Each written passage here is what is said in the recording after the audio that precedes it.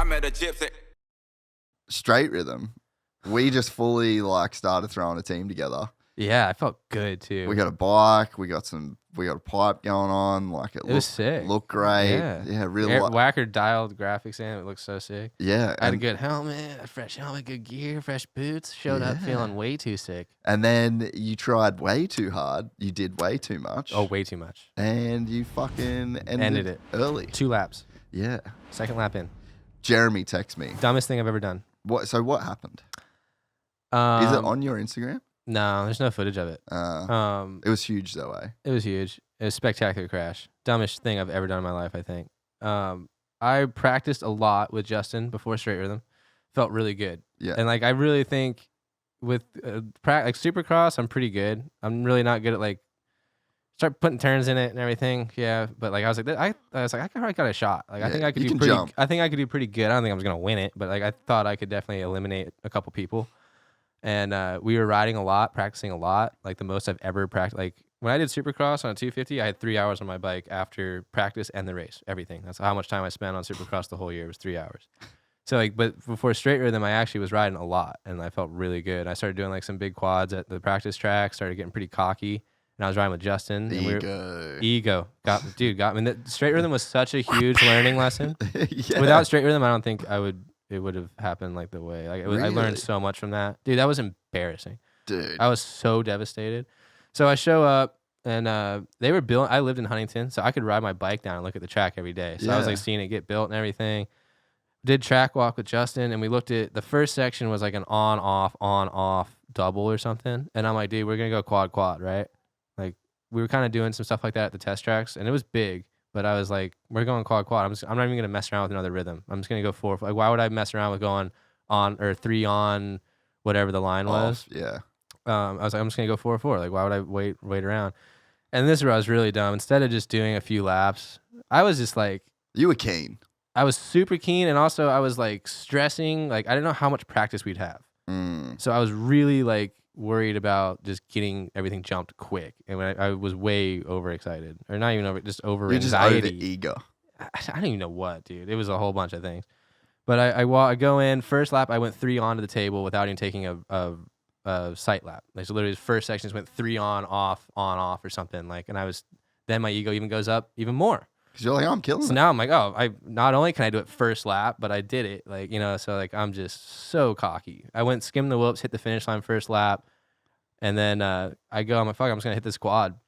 And I just sat into it, and I bottomed out my shock and just went straight over the bars to the concrete. I kind of got hit right, so I went away from the track, landed on the concrete, bodied so bad. I got so concussed, like it sucked. I got all this road rash on my back. Like I felt like I couldn't even like sleep. It was so bad. Like I can't believe I'm okay. Like it really should have messed me up. Justin Hill was like the first one actually to me. He's like, could not believe I was even like awake. Like, yeah, it was really bad, and it was super stupid. And like I remember going back to the truck, and I sat down in the back of the truck, and like Selena was trying to make me feel better. I'm like, dude, I'm never getting an opportunity again. Imagination's gone. Like everything, I just ruined everything. Like I was so confident that I just was done. Like, cause I mean, really, if you think about it, that was not good. Like, that was pretty. I mean, that's so not good to go to your first Red Bull event and do that. Like worst case scenario. Well, you picked the right guy to do it with. Thank you. And here we are. Which bums me out. I really think we would have done good if I just could have pulled my head out my ass. Have you met Jeremy? Milan? You would have met Jeremy. I met him. there. Yeah, right. You would have met him around there. I actually met him he doesn't even remember this, but I was like 10, or not 10, probably 16 with Malcolm and Cassie one day, and we like hung out together one day. He doesn't remember that though. I was just some kid hanging around. Yeah. Well, he basically messages me and he's like, "Oi, would you have like anyone to ride a straight rhythm bike?" Works out that we ended up figuring that out. And I was like, "This is sick." And then I had like Manscaped. I was like, "This would be cool. Like I can do a bit of extra stuff for Manscaped." Mm-hmm. And then so he texts me. He texts me after your first run, like one run, right? And he goes, "Damn, your guy looks good." I did. And I texted him back. I'm like, all right, this is pretty sweet. And then I was still in Australia this time. And then like 5 seconds later, he messages me and he's like, "Never mind."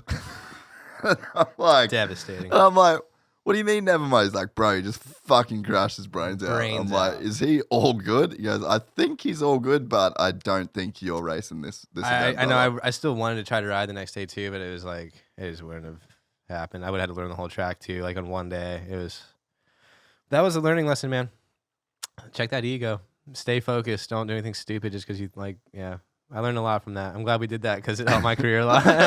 It wasn't good for us at the time, but well, and you would have just felt like you'd been grinding for years, bro, trying to get an opportunity, you know? And like, dude, it was so devastating. I cannot explain how upset I was when I'm really surprised I got invited to Imagination after that. And like, I'm surprised everything ended up working out because I thought that was for sure like the end. And then after that, actually right after Straight Rhythm, I got hurt in October, lost my energy drink deal, broke my wrist. Who were you with, Rockstar? Dragon. Yeah, which I was like, I wanted to kind of get rid of. Never even heard of him. So yeah, exactly. It was a good deal. Like they paid pretty good and stuff, so it was actually cool. But, yeah, then lost that, broken wrist, and I was like, okay, I was pretty much like, this is over. What were you gonna just think? Go back to filming? I was so over it. I was like, enough's enough. It had been like 6 years of, like you said, just busting my ass trying to get something. And then that's when Colby, like I hit up Colby and like went and rode quarter pipe, and then he got me in for X. Yeah, and that kind of changed everything. Fucking wild how, but it was literally to the point where I was done. Like it was that last push of like, I guess I'll go ride like one more time. Like I'll go ride quarter pipe for a minute just because I wanted to get. It wasn't because I was gonna get an X. It was just to do something because I was losing my mind. Like I was like, yeah, right at the bitter end of quitting. Well, it's funny like the meme of the dude digging for the diamond. Like I feel like everyone's seen that meme. What is it? You haven't seen that meme? Yeah, he's almost there. Meme? He's almost there. Yeah. There's like one. She inch was of ready. She was ready. Meme queen. Yeah, that's so true. Mm-hmm. There's just so many examples that people have throughout time. But I don't even think that that meme is correct in the sense that the meme isn't representative of life. Well, it is, but it is in the wrong way. Like it's not in the thing that you think. It's not like when you quit, the next thing's always right there. Yeah. It's kind of just the nature of not quitting. Never give up. You know, so it's like that, whatever your diamond is that you're trying to get to, you're just never going to get it if you quit. You know, that's one sure way to never get it. Yeah, exactly. So it's like, I think that but there is so many examples where, dude, I remember like I lived here for like almost 10 years.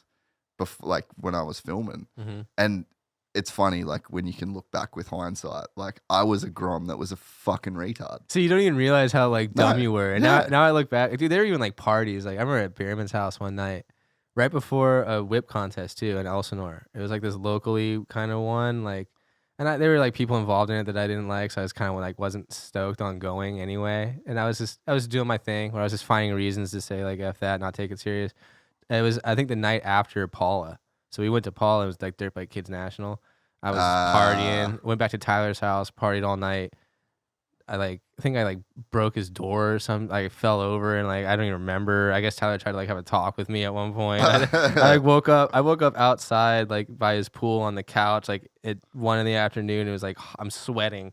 And the contest, I was getting calls. Like people showed up to Tyler like, "Where's Patrick? The contest is in like 2 hours." I'm driving to the contest, like puking out the van and stuff. Like, I still ended up like riding the contest. I just didn't care. But it was, yeah. But now I look back at how dumb that was and how stupid I was, and like, yeah. But you don't even at the time you're just like, oh, whatever. Like, and I get so torn because I'm like, do you just have to learn those lessons yourself? You have to. Yeah, I think so. Fuck, you can't tell. That's what I'm saying. Like, you can't just tell the kid how he's messing. He's got to figure it out. Like it's one thing. It's maybe if you can hear it and really accept it, which I think is rare to find in a person. Exactly. Yeah. It's gonna be tough to find someone that can hear something that's like you said. You're gonna take it as like an attack.